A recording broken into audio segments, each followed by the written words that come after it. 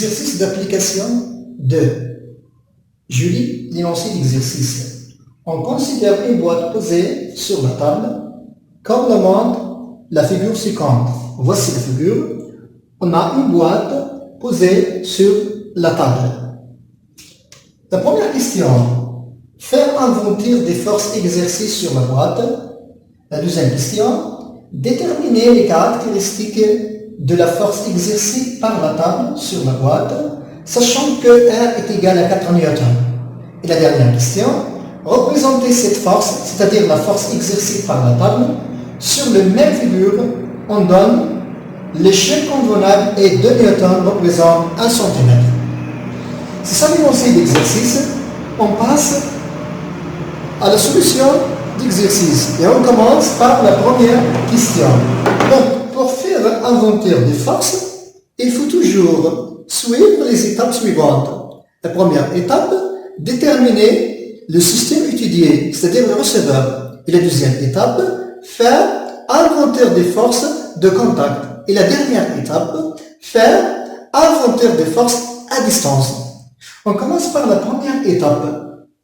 C'est déterminer le receveur. Donc, quel est le receveur dans cet exercice? Oui, d'après la première question, faire inventaire des forces exercées sur. Donc, d'après le mot sur, c'est le receveur. Donc, le receveur, c'est la boîte. La boîte, c'est le receveur dans cet exercice. On passe à la deuxième étape, c'est faire inventer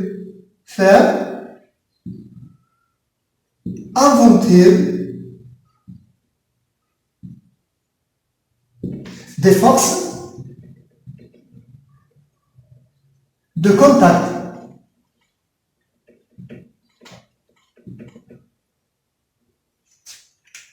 C'est-à-dire, on pose la question suivante. Qui touche le receveur? C'est-à-dire, qui touche la boîte dans cet exercice? Oui, c'est la table. Donc, la table exerce une force de contact sur la boîte. De quel type de contact? Oui, et du type de contact réparti. Car la surface entre la table et la boîte est une grande surface, c'est-à-dire un ensemble de points. On écrit action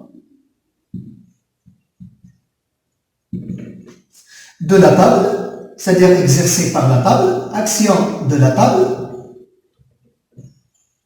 sur la boîte.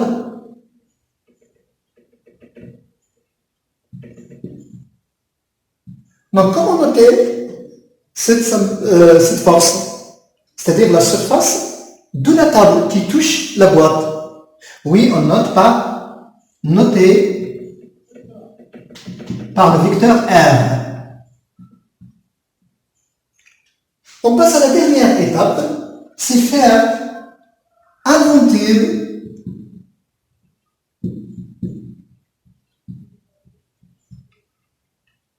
des forces à distance.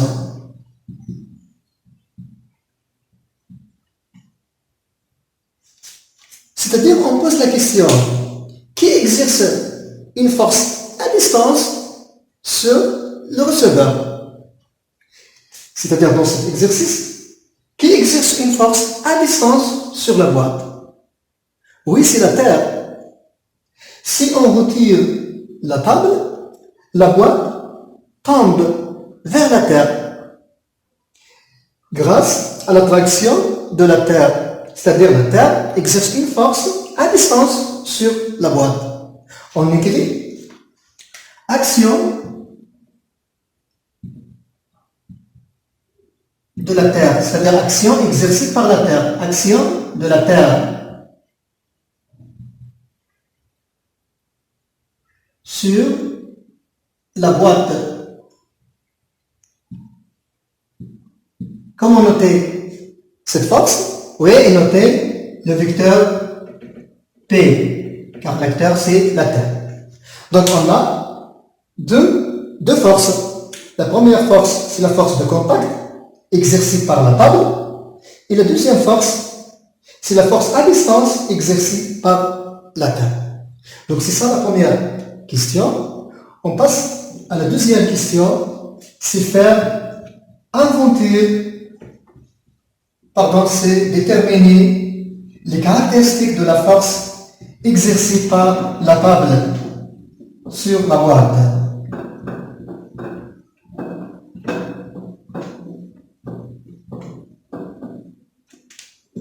De déterminer les caractéristiques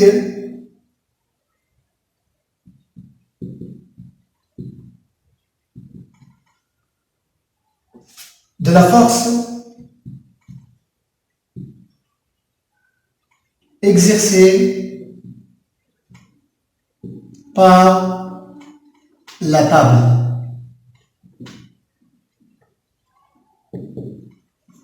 Sur la boîte. Donc, pour les caractéristiques d'une force, quelles sont ces caractéristiques? Oui, le point d'application, la droite d'action, le sens et l'intensité. Donc, on utilise toujours un tableau. Donc, je trace un tableau pour déterminer ces caractéristiques.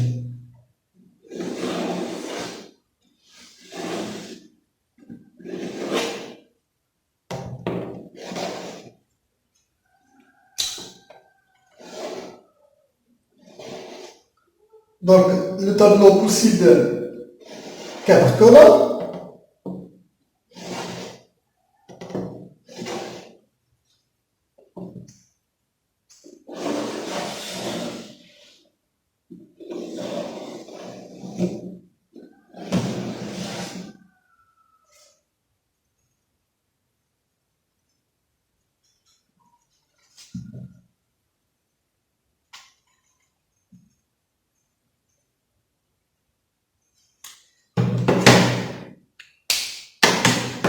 On commence par la première caractéristique, c'est le point d'application.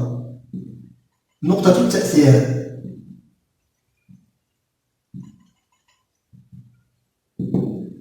Et la deuxième caractéristique, c'est droite d'action. خط التأثير. Et la troisième caractéristique, c'est le sens. Et la dernière, c'est l'intensité. Shida. On commence par la première caractéristique, c'est le point d'application. Où situer le point d'application sur la figure? C'est-à-dire le point d'application de la force exercée par la table sur la boîte. Donc, nous avons dit que, d'après la première question, que la force exercée par la table sur la boîte est une force de contact répartie. Et d'après la définition, où situer le point d'application d'une force de contact répartie? Oui, c'est le centre géométrique de la surface de contact entre l'acteur et le receveur. Donc l'acteur, c'est la table, et le receveur, c'est la boîte. La surface de contact, c'est ça la surface de contact entre la table et la boîte, et de forme d'un segment. Donc, le milieu de segment, c'est le centre géométrique de la surface de contact entre la table et la boîte. Donc, le milieu du segment existe ici. Et je note, par exemple, on note ce point par A ou bien B jusqu'à Z, sauf G. Par exemple, on note B.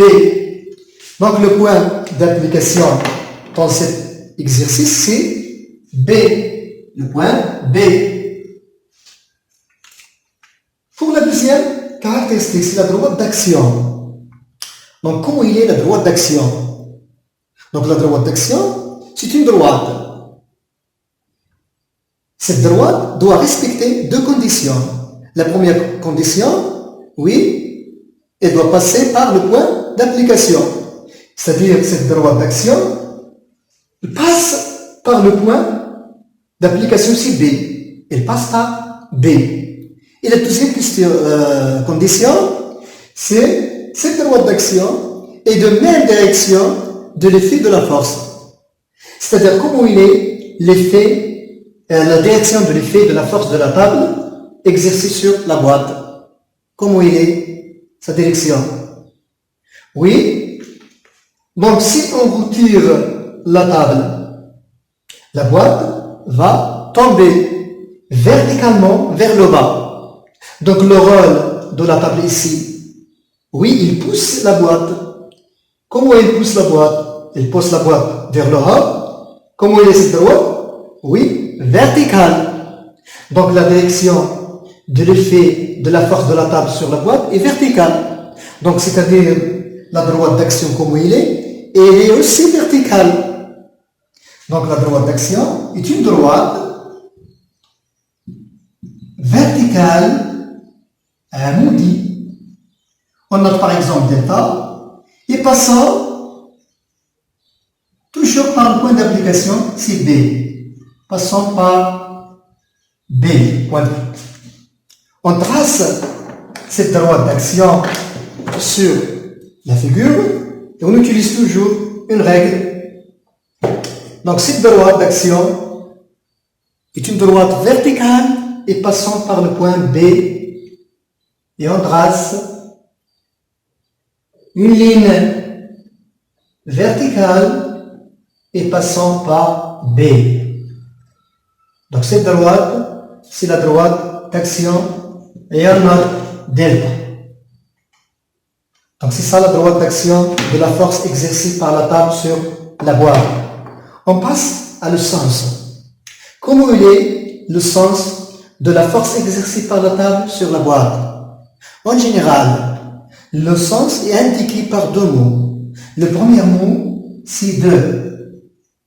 De, suivi de quoi? Suivi toujours par le point d'application. Quel est le point d'application de cet exercice? Oui, c'est B. Donc de B. Et le deuxième mot, c'est vers ILA. Vers où? Selon l'effet de la force. Donc l'effet de la force de la table, comment il est? Oui, la table pousse la boîte vers le haut. Donc l'effet, c'est-à-dire le sens de cette force, est de B vers le haut. De B vers le haut. Et pour la dernière caractéristique, c'est l'intensité shidda. Donc l'intensité est mesurée à l'aide d'un dynamomètre. Est-ce qu'on a un dynamomètre dans cet exercice? Non, on n'a pas un dynamomètre. Donc d'après la deuxième question, les données de la deuxième question, oui, sachant que R est égal à 4 newtons. Qu'est-ce que ça veut dire R? Oui, c'est l'intensité de la force. De quelle force? De la force exercée par la table. Car la force exercée par la table est symbolisée par R, d'après la première question. Donc, pour l'intensité, on écrit R sans flèche. C'est-à-dire c'est R. Donc, R est égal à 4 newtons. On écrit l'intensité si R est égal à 4 newtons. Donc, c'est ça, les caractéristiques de la force exercée par la table sur la boîte. On passe à la dernière question, c'est la représentation. Représenter cette force. La représentation de la force exercée par la table. Du symbole, le vecteur R. Donc, pour la force est toujours représentée par un vecteur. C'est-à-dire, on représente une flèche. Donc, cette flèche, quelle est l'origine de cette flèche? C'est le point d'application. C'est B. Donc, la flèche, elle commence à partir de B. Comment il est est-ce qu'il est vertical, ou bien oblique, ou bien horizontal? On passe à la deuxième caractéristique de la force. La droite, comme il est verticale, c'est-à-dire la direction est verticale. Donc la flèche est verticale, c'est-à-dire est confondue avec des pas. Quel est le sens de cette flèche? Le sens de cette flèche, c'est le sens de la force. C'est de B vers le haut. Donc cette flèche est orientée, ou bien est dirigée de B vers le haut, d'après la troisième caractéristique. Quelle est la longueur de cette flèche? Donc la longueur est égale à 4 newtons. Donc pour cela, il faut choisir une échelle convenable. Donc l'échelle convenable est déjà donnée dans cet exercice. On a, d'après la troisième question, on a l'échelle convenable et 2 newtons représente 1 cm. Pour l'intensité est égale à 4 newtons. Donc 4 newtons, il représente combien de centimètres? Oui, il représente 2 centimètres. C'est-à-dire, on représente une flèche qui commence de B, comme il est vertical, est dirigée vers le haut et de longueur est égale à 2 cm. Donc, on représente cette flèche par une règle. Donc, il commence de B, dirigé vers le haut, et de longueur est égal à 2 cm. Et on écrit aux côtés de cette flèche le symbole de cette force. Quel est le symbole de cette force? Oui, la force de la table est symbolisée par le vecteur R. On écrit le vecteur R. Donc, c'est ça l'exercice d'application pour la leçon caractéristique d'une force. Merci.